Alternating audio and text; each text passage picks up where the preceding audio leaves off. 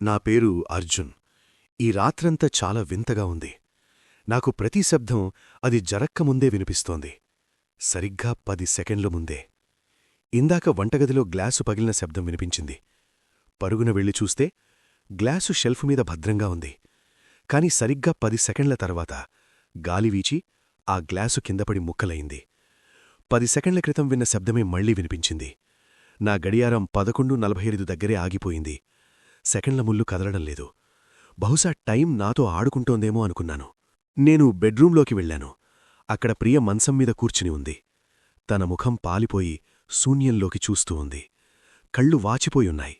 బహుశా చాలాసేపు ఏడ్చినట్టుంది. నిజానికి ఈ సాయంత్రం మా ఇద్దరి మధ్య ఒక పెద్ద గొడవ జరిగింది.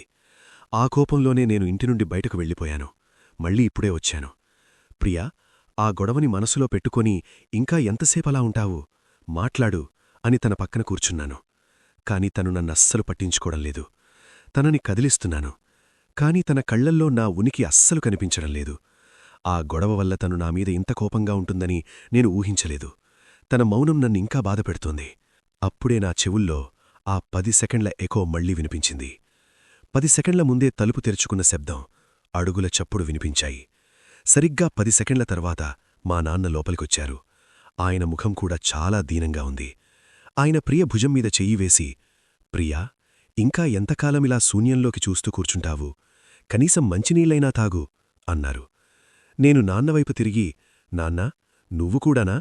కేవలం ఒక చిన్న గొడవే కదా జరిగింది. మీరందరూ ఎందుకిలా ప్రవర్తిస్తున్నారు అని బాధగా అన్నాను.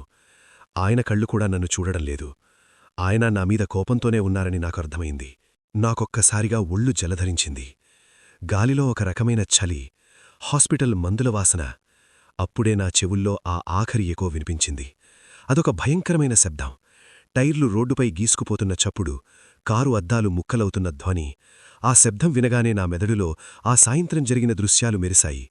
ఆ గొడవ తర్వాత నేను ఆవేశంగా కారు తీసుకుని వెళ్లడం, ఆ మలుపులో లారీ ఢీకొట్టడం. నేను హాల్లో ఉన్న అద్దం వైపు చూశాను. అద్దంలో నా ప్రతిబింబం లేదు.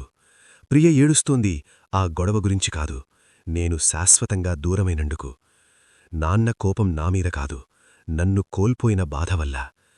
నేను 10 సెకండ్ల భవిష్యత్తును వింటల్లేదు.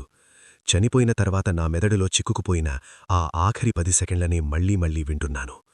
నా పేరు అర్జున్. నా కథ ఇక్కడితో సమాప్తం.